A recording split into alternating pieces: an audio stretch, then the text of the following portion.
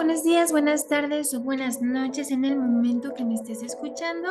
Esta es una cápsula más de secuenciación de la materia de sistemas de producción. Estamos en la unidad 4 y en modalidad flexible y tu docente es Sonia Villanueva Vázquez. Pues vamos a empezar a ver toda esta parte de secuenciación y empezamos con esta primer parte. Hablamos nosotros aparte de secuenciación y aquí nosotros tenemos un conjunto de tareas asignadas, donde ese conjunto de tareas asignadas es el objetivo de la toma de decisiones que nos van a ayudar a identificar todos los números que vamos a ir viendo en cuestión de toma de decisiones. Para eso necesitamos un conjunto de n tareas con un conjunto de m máquinas. Y aquí vamos a poder identificar que todas las tareas dadas y los recursos, en este caso, pues vamos a identificar todos los problemas que tenemos de programación para poder hacer una planificación y con esto vamos a determinar el cronograma o el scheduling detallado de cada una de las tareas de la capacidad de los recursos en cuestión de máquinas. Cada tarea se va a describir en términos de requerimiento de recursos, duración, tiempo de inicio, fecha de entrega o fecha de vencimiento. ¿Y cómo lo vamos a hacer? Todo esto lo vamos a trabajar usando modelos, unos modelos muy interesantes, matemáticos y algorítmicos que vamos a ver más adelante.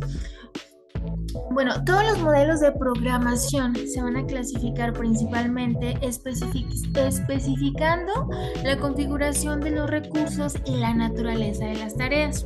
Un modelo puede contener una máquina o varias máquinas. Si vemos que identificamos una máquina, a esto le vamos a llamar etapa única.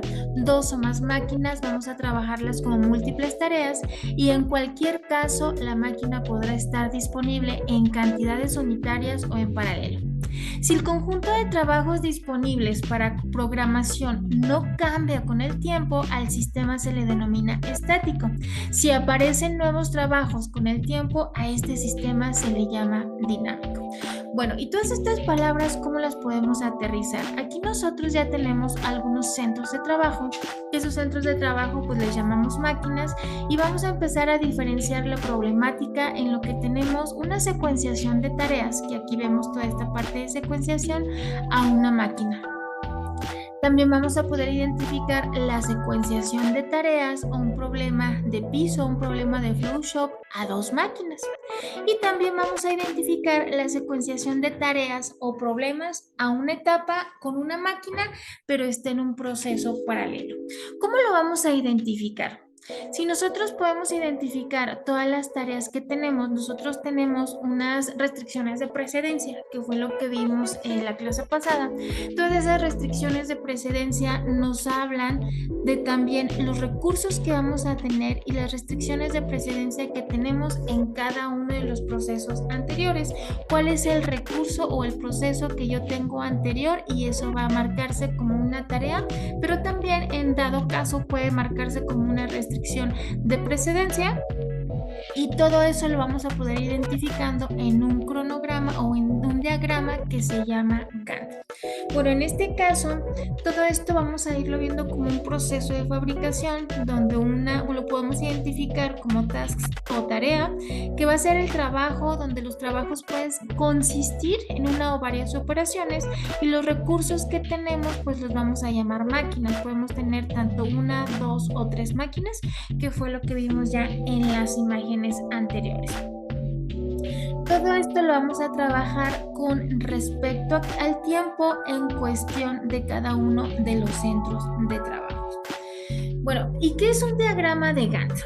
Aquí describimos un problema de programación proporcionando información sobre tareas, que fue lo que vimos en la filmina anterior, recursos y una función objetiva que necesitamos identificar.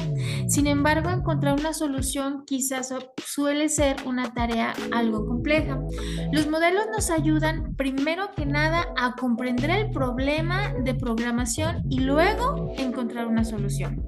Los modelos más utilizados son el diagrama de Gantt, que es con el que vamos a estar trabajando, pero también este diagrama de Gantt nos va a ayudar a hacer una representación analógica de un cronograma. En su forma básica, el diagrama de Gantt muestra la asignación de los recursos a lo largo del tiempo. Y con estos recursos específicos que se muestran a lo largo del eje vertical y una escala de tiempo que se muestra a lo largo del eje horizontal, pues vamos a poder identificar ese diagrama de Gantt básico y vamos a poder identificar y suponer los tiempos de este procesamiento, que fue lo que vimos en esta filmina, pero lo vamos a identificar en esta forma. Este diagrama de Gantt nos va a servir como ayuda para medir el desempeño de cada una de las máquinas, en este caso de cada uno de los recursos que tenemos, y también con esto podemos comparar cronogramas, así como para visualizar el problema en primer lugar. Entonces, en este caso vamos a identificar nuestras máquinas, que son los recursos en cuestión del tiempo, y aquí vamos a ir identificando cada una de las tareas que nosotros vamos a ir programando. ¿Cómo lo vamos a ver? Quizás ahorita no lo podemos visualizar, pero más adelante sí lo podemos hacer. Bueno, todo esto ¿en qué está basado? En una teoría de la programación. Una solución factible a un problema de programación debe indicar qué recursos se asignará para realizar cada tarea y cuándo se realizará cada tarea. Tenemos que cuidar la capacidad de las máquinas y las restricciones tecnológicas que tenemos de los trabajos. Una perspectiva útil sobre la relación entre los problemas de programación y sus técnicas de solución provienen de la teoría que se llama teoría de la complejidad. Entonces, si vamos a empezar a aterrizar un poco más con este proceso, vamos a poder identificar cuál es la máquina 1 con una secuenciación de trabajos independientes. Y en este caso, bueno, pues aquí identificamos esta máquina, que es una máquina con esa secuenciación de trabajos independientes, donde en cada uno de los centros de trabajo, en esas secuencias, pues hay N trabajos de operación única y disponibles simultáneamente para su procesamiento. Todos van a iniciar desde cero. Punto número 2, las máquinas pueden procesarse como máximo un trabajo a la vez. Los tiempos de preparación de los trabajos son independientes de la secuencia del trabajo y se incluyen en los tiempos de procesamiento. Punto número 4. Las descripciones de puestos son determinadas y también se conocen de antemano. Punto número 5. Las máquinas están continuamente disponibles, no se producen averías en este sentido. Punto número 6. Las máquinas nunca se mantienen inactivas mientras hay trabajo en espera. Y punto número 7. Una vez que comienza una operación, va a continuar sin interrupción. También tenemos algo de información que necesitamos identificar antes de empezar a trabajar con cada uno de los cálculos y los ejercicios. Esta información son nuestras entradas o nuestros inputs. En este caso, tenemos un tiempo de procesamiento que vamos a identificar con esta simbología. Cantidad de tiempo de procesamiento requerido por el trabajo y también tenemos una fecha de lanzamiento o la hora de preparación en la que nos está solicitando, en este caso, ya sea el cliente. Recuerda que todo esto viene de un programa de producción, en este caso de toda la planeación que tenemos previa, ¿no? Ya a esta carga. Entonces, en este caso tenemos todo esto viene de nuestro programa de producción. Entonces tenemos una fecha de lanzamiento, hora de preparación, que lo identificamos con esta simbología, fecha de disponibilidad del trabajo, fecha de vencimiento, que lo identificamos con toda la simbología que está en azul, que es la hora que debo de completar el trabajo y la fecha de compromiso o fecha de entrega. Entonces, tiempo de procesamiento, fecha de lanzamiento, fecha de disponibilidad, fecha de vencimiento y fecha de compromiso.